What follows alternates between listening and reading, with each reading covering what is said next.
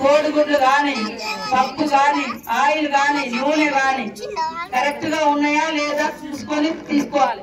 వాళ్ళు ఆడ ఇచ్చిపోతారు, మీరు ఆడ వేసుకోండి అంటే పుచ్చిపోయినాయి, మురిగిపోయినాయి అవి ఇస్తే పిల్లలకు పెడితే వాళ్ళ ఆరోగ్యం దెబ్బతింటారు. కాబట్టి ఈనాటి బాలలే రేపటి మన కుటుంబ భవిష్యత్తు, ఈ దేశ భవిష్యత్తు. వాళ్ళకి ఇచ్చే ప్రతి ఆహారం కల్తీ లేకుండా క్వాలిటీతో ఇవ్వాలి. కాంట్రాక్టర్లు వాళ్ళ ఇష్టానుసారంగా పడేసిపోతే మీరు అది వండి పెట్టద్దు. ఏమన్నా అయితే అంగన్వాడీ ఆయాలు, టీచర్లే బాధ్యులు. కాబట్టి దయచేసి మీ మీద మాకు ఎట్లాంటి వ్యతిరేకత లేదు, కోపం లేదు. మీ డిమాండ్లు కూడా ఉన్నాయి, అన్ని చేస్తున్నాం.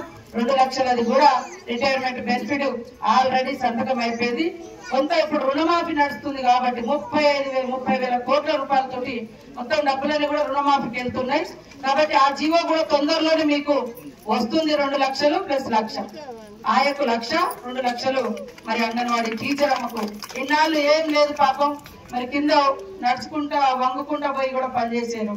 అట్లా మనం రిటైర్మెంట్ ఏజ్ లో రిటైర్ ఇవ్వడం మూలంగా కొత్త వాళ్ళకు కూడా ఇక్కడ ఇంకెవరికైనా ఉద్యోగాలు వస్తాయి.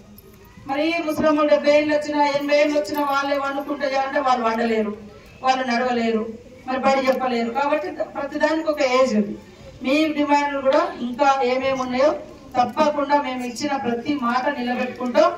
అమ్మలు ఎంతో నమ్మకంతో మీ దగ్గర పంపించినప్పుడు మీరు అంతే నమ్మకాన్ని కాపాడుకొని పిల్లలకు మంచి విద్యా బోధన, మంచి క్రమశిక్షణ, మంచి అలవాట్లు, మంచి ఆహారం. ప్రథమ బాధ్యత అంగన్వాడీ సెంటర్లలో ఆహారమే ఉండే. ఆహారం కూడా పటిష్టంగా మంచిగా ఇవ్వాలి.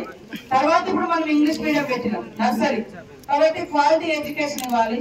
లక్షల కోసం ఎక్కడెక్కడికో పెట్టి నా కొడుకు ఇంగ్లీష్ చదవాలి, నా బిడ్డ ఇంగ్లీష్ చదవాలని వాళ్ళు పని చేసుకున్న డబ్బులన్నీ కూడా ప్రైవేట్ స్కూళ్ళలో పోతున్నాయి. కాబట్టి పాపం వాళ్ళకే తినడానికి లేనటువంటి వాళ్ళు. కాబట్టి అది ఆలోచించి ఇప్పుడు మనం కొత్తగా ఇంగ్లీష్ మీడియంగా అంగన్వాడీ సెంటర్స్ మార్చడం జరిగింది. వాళ్ళకు బట్టలు, బల్లలు, ఆట వస్తువులు అన్ని కూడా